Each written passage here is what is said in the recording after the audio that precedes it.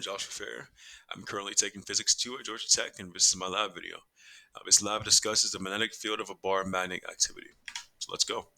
Introduction and models.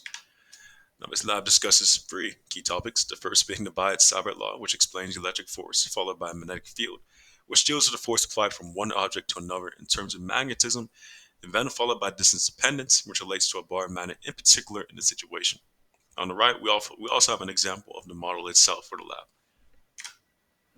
This slide is essentially the same as the previous one, except it has the formulas for each of the concepts.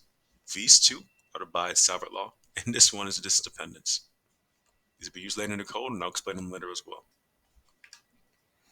Now, this slide includes a general overview for the entire result of the experimental models. As you can see, we have measured distance and magnetic field, and a graph of linearized values that are linearized using ln. On the right, we have an actual model of the situation itself, with the system itself being the bar magnet and the surroundings being the table and any other electronics around it. So now moving on to the experimental model.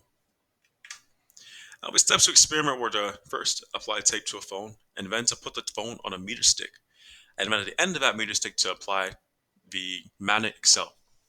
Now the app on the phone would measure the magnetic field from the magnet, and the phone would be slid along the meter stick until it got to a certain value of magnetic field.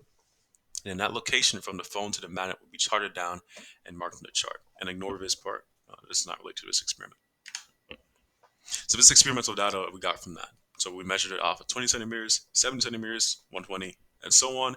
And the magnetic field values are shown here as well. Using all this data, we put it into a chart which is linearized by taking both and multiplying it by ln. And we got this chart, which is a little bit funky.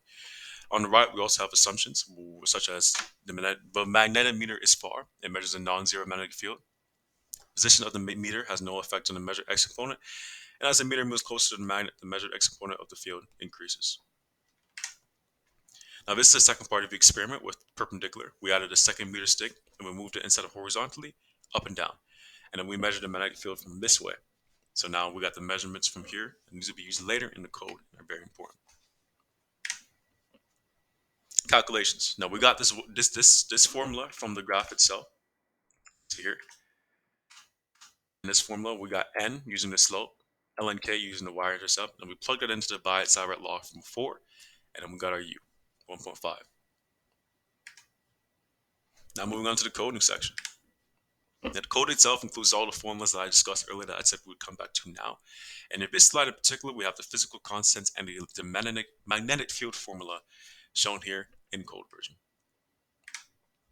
Now my next code shows the observation axis and the creation of perpendicular and parallel arrows. Now this relates to the experiment itself. Like I said, 2 meter sticks going up and down. This relates to the magnetic field, perpendicular and parallel.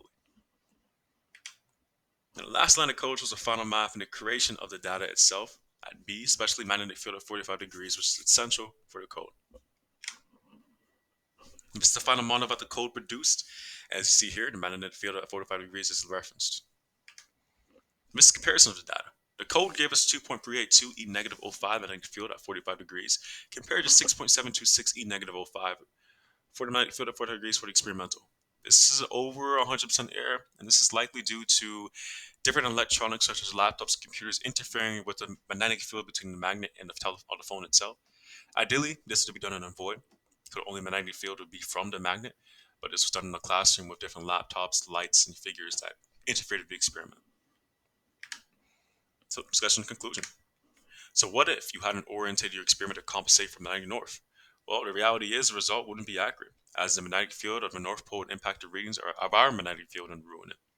And what if you were to stick 2 identical magnets together? Well, the measurements would double, as the magnetic fields of 2 bars would also double. So 2 times 2 equals 4. Thank you.